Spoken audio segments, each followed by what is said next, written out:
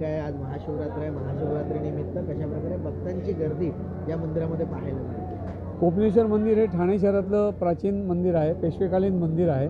त्याला भरपूर वर्षाचा इतिहास आहे आणि त्यामुळे ठाणे शहरातील भाविकांमध्ये हे एक लोकप्रिय असं श्रद्धास्थान आहे. आणि महाशिवरात्रीला प्रतिवर्षाप्रमाणे इथे भरपूर गर्दी होते आणि यंदाच्या वर्षी खरोखरच आपण म्हणाल तर भाविकांनी भरपूरच गर्दी केलेली आहे आणि रेकॉर्ड गर्दी झाली असं म्हणायला हरकत नाही की आम्हालाही सुद्धा आता कंट्रोल करायला म्हणजे डिफिकल्ट जातं आहे. लोकांच्या पण त्यामुळे भाविकांच्या पण संमिश्र प्रतिक्रिया येतात की त्यांना दर्शन वेळेत मिळत नाही आहे. परंतु गाभारा छोटा असल्यामुळे आणि लोकांची सकाळी 3:30 वाजल्यापासून एवढी तुफान गर्दी केलेली आहे, त्यामुळे आम्हालाही थोडंसं मॅनेज करणं किंवा म्हणजे जड जात आहे आणि त्यामुळे लोकांच्या थोड्या संमिश्र प्रतिक्रिया आहेत आणि त्यामुळे एखाद्या वेळेस लोकांना दर्शन मिळण्यात थोडीफार अडचण येत असण्याची शक्यता आहे.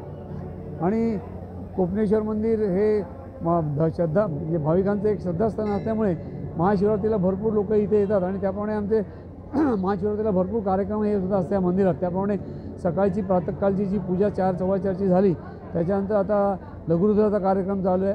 लघुरुद्र झाला का निश्चित काळ रात्री जेव्हा असेल तेव्हा 12:30च्या दरम्यान महादेवाची महाआरती होते आणि महापूजा होते ट्रस्टीतर्फे आणि त्याच्यानंतर या उत्सवाची सांगता होते आणि दुसऱ्या दिवशी म्हणजे यावर्षी 9 तारखेला कोपिनेश्वर मंदिराची पालखी निघते महाराजांची आणि ही पालखीची नगर प्रदक्षिणा होते. त्यातसुद्धा बरेचसे भाविक लोक त्याच्यामध्ये सहभागी होतात आणि अशा प्रकारे ह्या 2 दिवसाचा कोपिनेश्वराचा उत्सव साजरा केला जातो.